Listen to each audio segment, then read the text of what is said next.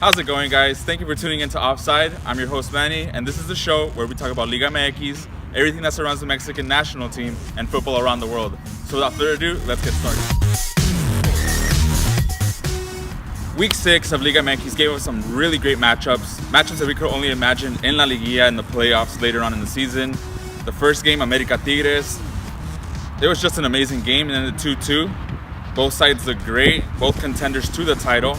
I'm pretty sure if you guys were watching the game, just like us at home, you guys were leaking all over the couch, spitting on each other, because that shit was crazy. It was a great matchup. Both sides were going at it. America had a lot of chances that they could have concreted. Oriol Peralta, a god amongst mortals, he just let so many pass by. America could have easily won it, but you can't leave Tigres out, who's always a contender. They've been a contender for the last 5 years since their title in 2010. They concreted their chances, and Valencia scored 2. Aquino looked good. Jurgen Damm from both sides, they were coming out crazy. Tigres just looked really good. And they had the luxury to sit Niñak on the bench, who is probably the best player in Liga MX right now. Not to count out that they left Vargas and Sosa on the bench. So Tigres, it doesn't even matter who they start. They look like a really good team. Niñak later on came in. They didn't make much of a difference, but Tigres did kind of sweep with America for a while. They played with them. Ain't no beads. It was just a great matchup. America, you can't count them out.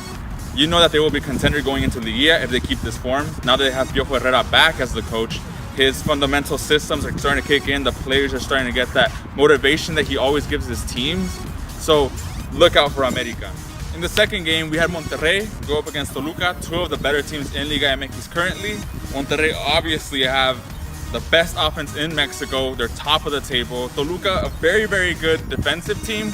But in this case, Toluca didn't really have a shot because Monterrey was just on them. Monterrey put them in a schoolgirl costume, spanked them 4-1, and it was done. Toluca tried to come back with an Auche's goal, but it just did not work. Monterrey just looked scary like the year before and the year before that. Monterrey is the contender once again to win the title. They're probably the better of the two Monterrey teams between them and Tigres. We'll see what happens there. But Mohamed has the giant in his hands and take them all the way to the final, because Monterrey has not won a league title since Vucetich was there, where everything that he touched was gold, and Monterrey was just winning league titles. They were winning CONCACAF. They were just a really good team. So Monterrey has the team now. So it depends on him and the team if they're going to make it to the final and keep this thing going. The third game, it kind of sucks to talk about because I am a Chivas fan.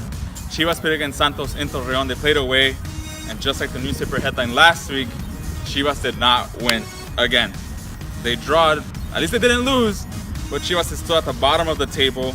They were the champions last year. They're the defending champ, but Chivas just isn't going anywhere so far. Almeida has the same team. Vergara didn't go out and buy any players, although Carlos Vela was a huge rumor. He ended up coming to LAFC, which to me was a horrible signing. It was a horrible choice for Vela, but we won't get into that. There was other names that were rumored. They wanted Aquino, they wanted Lozano. Lozano went to PSV, which is a good move, but they didn't bring any players in. Brizuela's back. He was injured last year, but Pulido's still injured.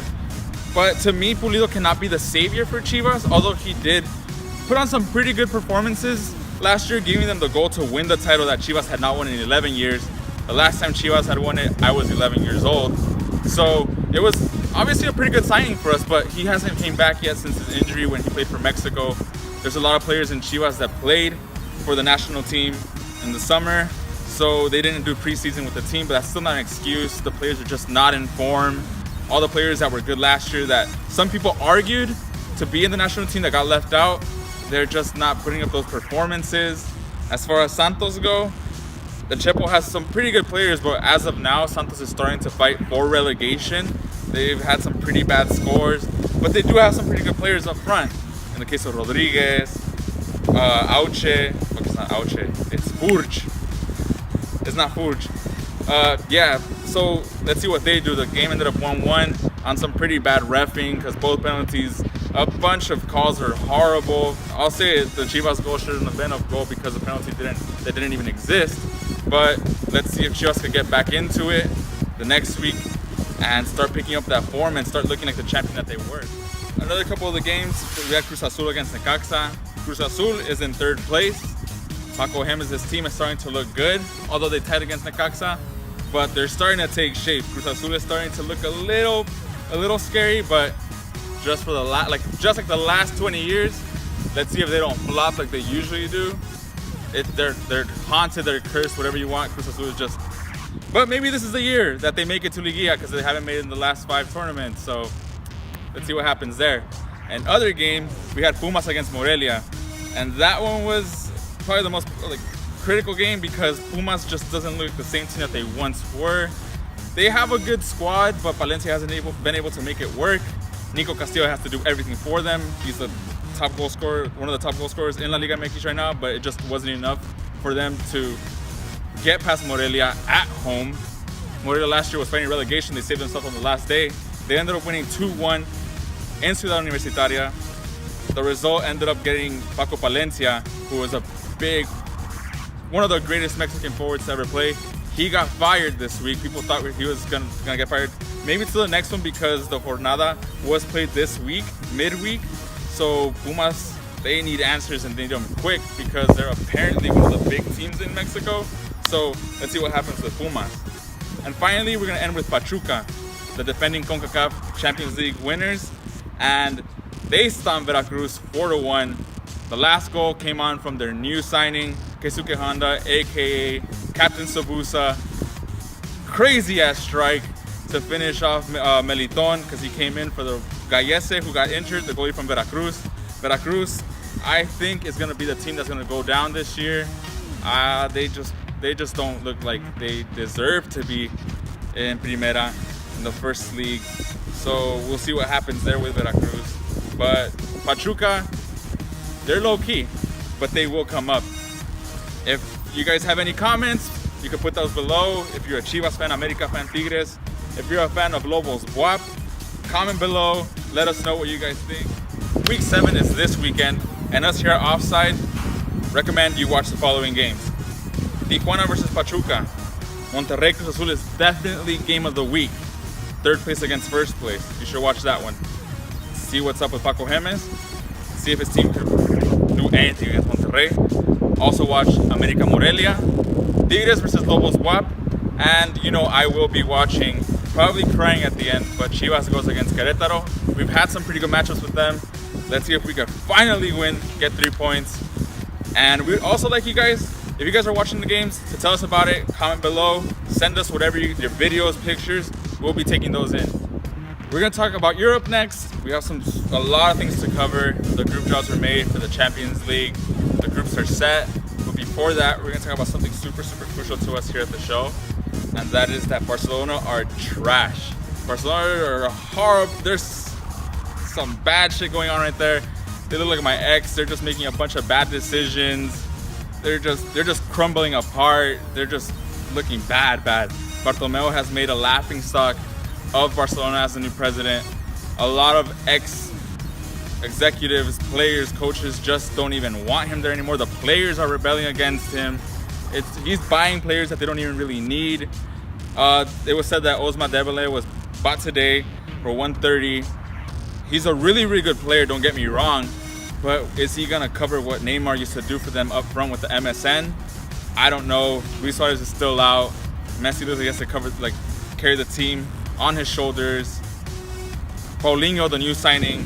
Great signing for Barcelona. He's an amazing player. Player, just like he was at Tottenham. He just came from China, which is a super, super cool league. I don't know if he's going to do it for them. And it was said how Bartomeu got Paulinho from China. Apparently, Bartomeu has links to the company that bought Guangzhou Evergrande in China where Paulinho used to play. And that's how he was able to come over. I think that they should use that money to invest into their defense, which looks pretty bad, instead of buying players that they don't really need. So Barcelona just need a really good backbone, and they need someone that knows the team, like someone that understands. Because Bartomeu started at Barcelona, but he started in the basketball team. So I don't know if that's going to do it.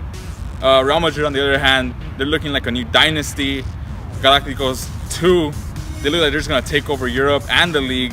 If there's a team to beat them, I don't know. So Barcelona needs to step up if they want to be that. Barcelona used to give Real Madrid matches and eventually took over. And we'll see what happens there. And now the moment that every fan across the world has been waiting for. The Champions League is finally back. The weekdays with the best football on earth is finally back. Great matchups. The groups were drawn and they go as follow.